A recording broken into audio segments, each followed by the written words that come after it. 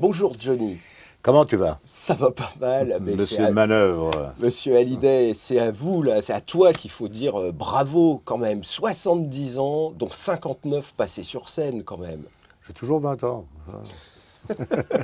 Non mais ça se fête quoi. Là, on sort un programme de folie avec des copains, des amis, 3 soirs à Bercy. C'est un grand anniversaire. Bah écoute, au moins comme ça je suis sûr d'avoir des amis qui viennent me voir mon anniversaire. Est-ce que c'est Elvis qui t'a refilé qui t'a donné l'envie? De faire du rock'n'roll en tout cas, oui. Oui, les premiers disques de Elvis que j'ai entendus, j'étais tout môme, c'était la famille de Lee Hallyday qui était dans l'Oklahoma, qui m'avait envoyé les premiers disques d'Elvis, et parce que j'avais jamais entendu de rock'n'roll avant. Et d'ailleurs, comme je le dis sur scène, c'était du rockabilly à l'époque. Il y avait That's All Right Mama. Et à l'époque, il y avait les maracas, euh, contrebasse, guitare et batterie au ballet. Et c'est vrai que ça m'avait marqué, moi, à l'époque, ça. Mais en fait, le déclic, c'est au cinéma que tu l'as eu en allant voir Elvis. Oui, alors dans Amour frénétique. Voilà, Loving You. Loving You, ils avaient traduit ça par Amour frénétique, ce qui n'avait rien du tout à voir avec Loving You. Mais moi, j'avais été, c'était dans un cinéma de quartier, j'avais été pour voir, j'avais vu les photos à l'extérieur du cinéma, je vois des cow-boys habillés en cow-boy. Bon, donc je dis, putain, je vais aller voir un western. Et puis après, je me suis planté, je vois une comédie musicale, quoi, finalement. Et puis quand même, je vois Elvis, quand même. Et puis sa façon de bouger, etc. Et puis c'était une musique qu'on n'avait pas trop l'habitude d'entendre. Et ça m'a intrigué. Et je suis revenu le lendemain revoir ça. Et puis alors, il y avait très peu de gens dans la salle. Il y avait quand même quelques filles qui criaient quand ils chantaient. Et j'ai dit, tiens, et ça commençait à m'intéresser. Et à l'époque, je jouais de la guitare classique. Alors, donc, bon, après, j'ai troqué ma guitare classique, où je me suis fait engueuler d'ailleurs par Lee et, et Destin. Et puis, je suis devenu un fan de Elvis. Mais entre-temps, j'avais écouté beaucoup de chanteurs anglais. Et moi, j'ai une version que j'essaye de retrouver, mais que je n'arrive pas à retrouver, de Lonnie Donegan au Palladium, qui chantait Frankie and Johnny. Ça durait au moins 20 minutes. C'est à tomber par terre. Donc tu étais là, tu étais ce jeune qui avait envie de faire du rock dans un pays qui est pas Oui, du parce tout qu'en plus, rock. on était proche des Anglais. Alors, il y avait Tommy Steele, il y avait les Billy Shadows, Fury. euh, il y avait Marty Wilde, il y avait tous ces chanteurs de l'époque. Et c'est vrai que les Anglais, ils déménageaient bien aussi, hein. C'est vrai. Mais en France, c'était pas le pays du rock'n'roll du tout. Tout de suite, Non, on t'a bah, ce dit qu'il y que ça avait de allait plus pas être. rock'n'roll, c'était Sacha Distel, à l'époque, avec Scooby-Doo. Et puis c'est vrai que quand j'ai commencé, j'étais très controversé. Les parterres des salles, c'était des gens qui étaient plus bourgeois, des gens plus... ils comprenaient pas très bien ce que je faisais. Par contre, j'avais les balcons où c'était les mômes qui, eux, me soutenaient à mort. Et puis voilà, mais je crois que j'étais le premier à faire ça en France, en tout cas.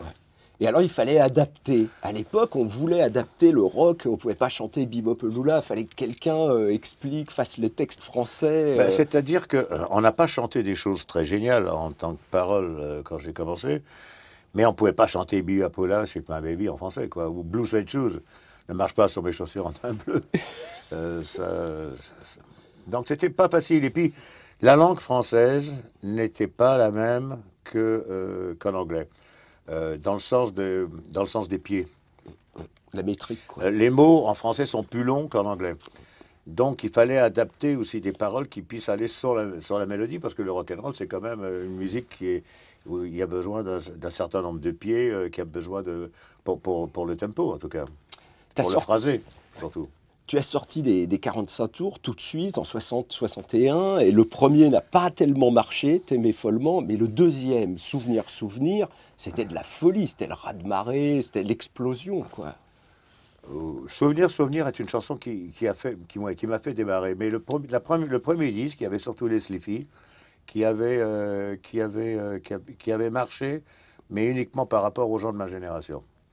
Et d'ailleurs, à l'époque, j'écrivais toutes mes musiques parce que j'arrivais pas vraiment à trouver les Français n'écrivaient pas ce style de musique. Ouais, c'est vrai. Est-ce que tu as t'as douté à un moment? Est-ce que tu as eu des moments de doute dans une carrière de 50 années de carrière comme ça? Il y a eu des moments de doute ou... Bon, on doute toujours quand on fait ce métier, mais tu sais, moi, au départ, moi, je pensais chanter peut-être un été ou 2 étés, je ne savais pas si ça allait marcher ou pas. Moi, je pensais surtout à être acteur à l'époque. Donc, si tu veux, je faisais ça par passion, le rock'n'roll. C'était plutôt une passion. Mais je ne pensais pas en faire mon métier à l'époque. Et il y a eu des phénomènes incroyables autour de toi. Souviens-toi, quand il y a eu la fête de la nation, le général de Gaulle n'était pas content, quoi. Il y avait 1 million de gamins qui étaient venus voir toi en particulier sur la place de la Nation. C'était en 1963, autour de la fête de Salut les copains. Et le général de Gaulle avait dit ça ne va pas du tout, s'ils ont rien à faire, qu'ils aillent construire des routes. Tu avais été touché Mais d'énerver le vieux comme ça. Qu'est-ce que tu avais on ressenti? a quand même aidé à ce que les routes se construisent, hein. Ah oui, parce qu'on circulait beaucoup pour Mais, aller d'une ville à l'autre. oui. Mais non, bah, c'était une époque, hein. Tu sais, là, Elvis, Elvis, quand il a commencé, à l'époque, dans le sud des États-Unis, les gens étaient très racistes. Et quand il est passé aux radios, il y a un disc jockey qui a cassé en direct son disque en disant vous n'entendrez plus jamais ce chanteur avec sa musique de nègre à l'antenne. Et c'était assez dur quand même, c'était assez violent comme réaction. Et ben moi j'ai eu la même chose avec Lucien Boris. Lucien Boris qui a cassé mon disque à l'antenne. Mais on est deux. Mais je lui en veux pas parce qu'on est devenus très amis par la suite. Et il défendait Dalida. Bon, c'était le compagnon de Dalida à l'époque. Ça peut excuser des choses. Mais je me souviens, quand tu es parti au service militaire, tout le monde disait, Johnny Hallyday, vous avez bien profité les gamins, il ne reviendra pas, hein. Il y avait les croulants étaient très contents de ce Ouais. départ.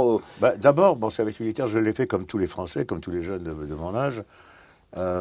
Et c'est vrai que quand je suis revenu du service militaire, j'ai eu un peu de mal.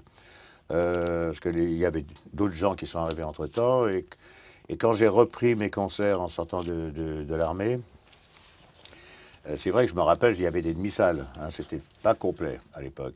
J'ai changé un peu, j'ai travaillé sur le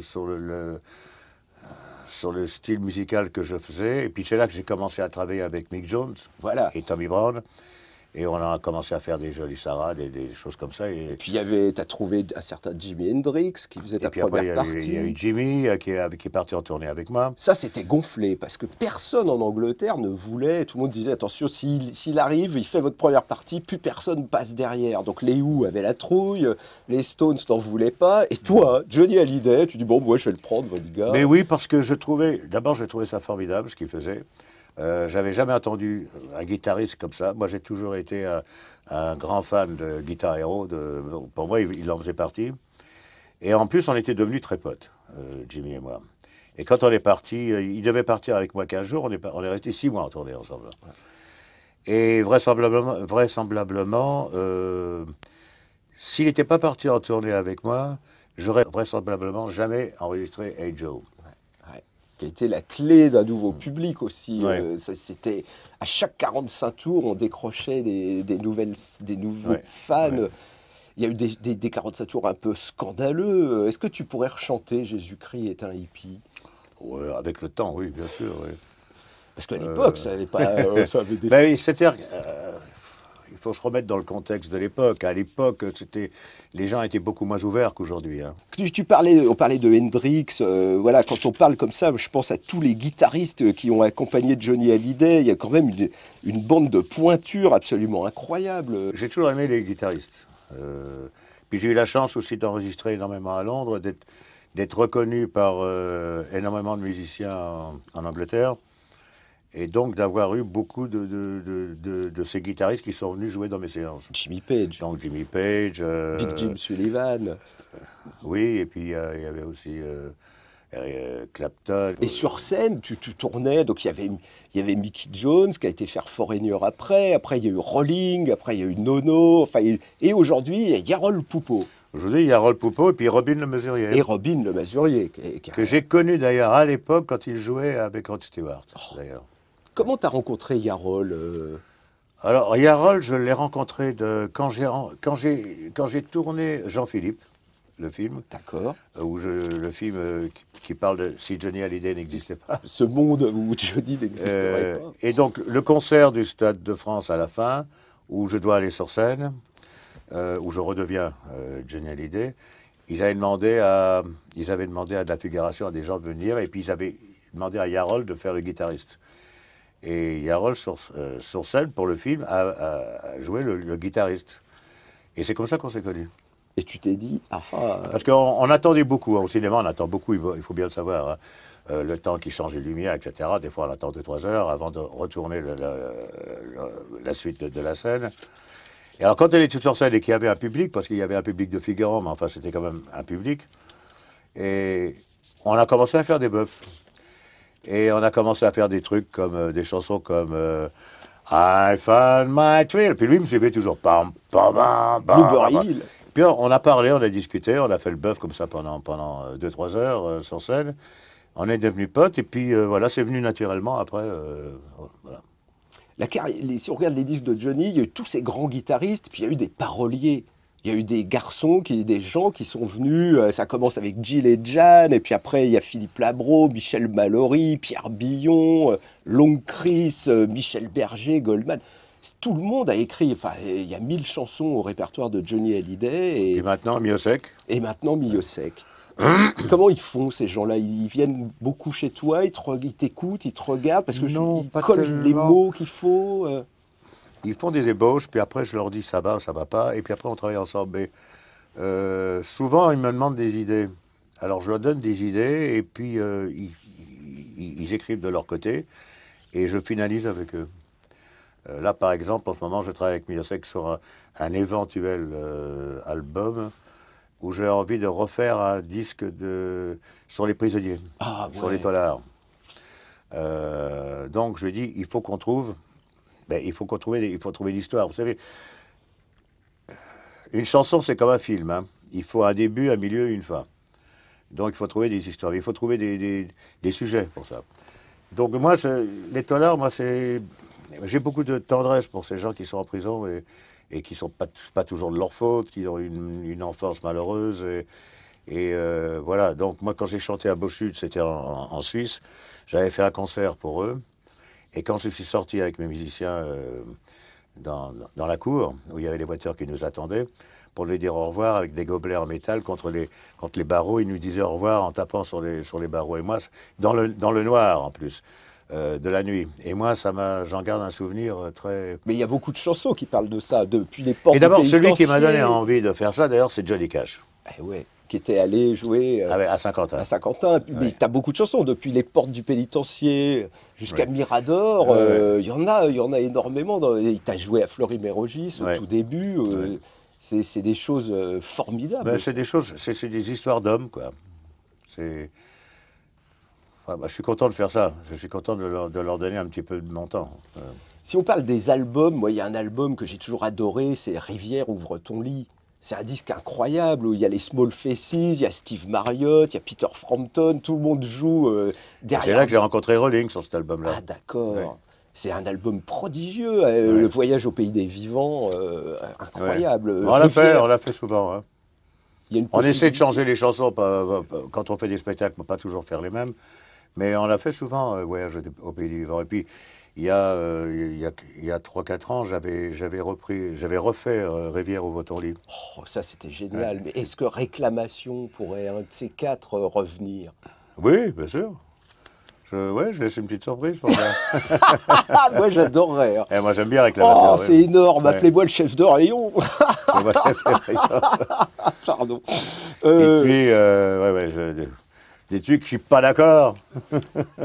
Donc et puis il y a eu des plantades, il y a eu des disques qui ont été comme en pleine vague punk. Qu'est-ce qui t'a pris d'adapter Hamlet alors que tout le monde était en train de faire du Sex Pistols? Toi tu dis non, moi je vais prendre une section de cuivre et faire un double album en adaptant Shakespeare. Ben, moi, je suis un fan de Shakespeare. J'ai pas l'air comme ça, mais je lis beaucoup. Et moi, j'ai toujours été traumatisé quelque part, poursuivi par le personnage de Hamlet. Et moi, ce que je voulais faire, c'était faire un disque hors, hors norme, de faire un album de mélangeant le classique avec du rock'n'roll. C'est-à-dire des guitares électriques et tout ça, avec un orchestre symphonique. Voilà. Ce qu'on fait de plus en plus d'ailleurs. Mais à l'époque, on le faisait pas, ça. Et voilà. Et puis donc, Gilles Thibault m'avait présenté tous les textes qui me plaisaient. Et puis, voilà, bon, ça n'a pas suivi, mais c'est pas grave. Moi, je suis content de l'avoir fait, hein. Et les modes, c'est parce que à un moment, il faut, quand tu veux durer, tu es obligé de te coltiner toutes les modes qui arrivent des États-Unis, d'Angleterre. Ça a été À difficile. l'époque, je devançais plutôt les modes. C'est-à-dire que avant que le twist arrive, je chantais le twist. Un petit peu comme Claude François, d'ailleurs. Claude François, c'était quand même le précurseur Motown. de la dance musique, hein. Ouais, ouais, ouais, il était sur les 45 tours Motown Ouais, des ouais, Four Tops, ouais, hop, ouais. c'était direct. Si j'étais, ouais, il nous avait fait, si j'avais un marteau, il l'avait sorti en France avant Trini Lopez. Ouais. Et puis après, il y a un autre disque important, c'est Rock'n'Roll Attitude. Là, Michel Berger, comment il a imaginé le Johnny moderne, celui qui vit Mais devant nous, là. Michel est arrivé à mélanger un certain style de rock'n'roll avec des paroles d'un niveau supérieur à ce qu'on avait l'habitude dans le rock'n'roll de faire. Je crois que c'est ça au départ qui avait marché. On n'en a pas vendu autant que ça, hein, avec Michel. On avait vendu 550 000 albums à l'époque, qui était peu par rapport à ce que j'avais vendu avant et après.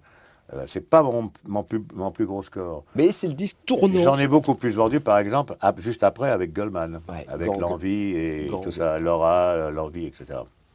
Mais c'est le disque tournant parce qu'il a défini le Johnny adulte. C'était la première fois que voilà, il y avait le chanteur abandonné, on parlait de tes goûts justement, Ben, il y a toujours Tennessee, qui était pour moi qui est une Tennessee chanson Williams formidable. qui est là. On a souvent parlé, moi j'adore Tennessee Williams, et il m'avait demandé qui j'aimais.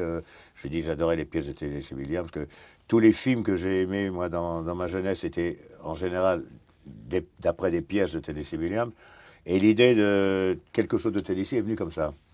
Alors c'est vrai qu'au début, les gens ne savaient pas très bien, ils croyaient que je parlais du Tennessee, le fleuve. Et je leur expliquais, mais non, je parle de l'auteur. Ça, c'est magnifique, ça. Il y a peut-être des gens qui ont été acheter des livres de Tennessee Ben, Williams à peut-être, cause ouais, de toi, peut-être. tu vois. Ouais.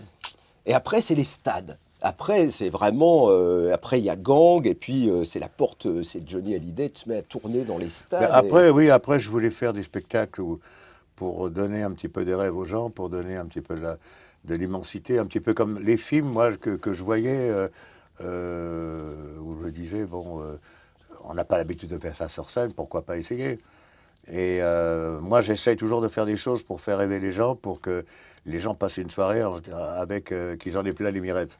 Ah ben ils en ont eu, hein, parce que en te voyant arriver en hélicoptère, en te voyant descendre sur scène au bout d'un filet, en te voyant Moi, pour moi, faire le traverser. métier de chanteur, ce n'est pas être derrière un micro et de chanter ses chansons. Pour moi, c'est d'animer les chansons, c'est de, un petit peu comme si on était au cinéma, quoi. Et j'essaie de donner aux gens ce que moi, j'aimerais qu'on me donne si je voyais un autre artiste sur scène. Voilà, j'essaie toujours de faire des choses comme ça. Ah oui, t'as fait des trucs risqués, gonflés, traverser le Parc des Princes pour monter sur scène. On a cru que tu reviendrais jamais quand Oui, on moi non voyait plus, les d'ailleurs. 60 000 personnes qui essayaient de te toucher en même temps. T'étais là avec tes trois gardes du Ah, le corps. premier jour, c'était surprenant, mais après, il a fallu le faire le lendemain. C'était moins marrant, ça. Non, et puis t'es arrivé sur scène en Harley avec les côtes cassées. Enfin, tu nous as tout fait. Et c'était toujours cette volonté du spectacle, du show. Oui, mais le spectacle, c'est important. Mais c'est ta vie, non? Mais j'aime bien surprendre et puis j'aime bien faire des choses que les autres n'ont pas fait. Alors, c'est pas toujours facile de trouver les choses que personne n'a fait. Mais on y arrive, mais c'est moins en moins facile, hein, parce on a fait beaucoup de choses quand même.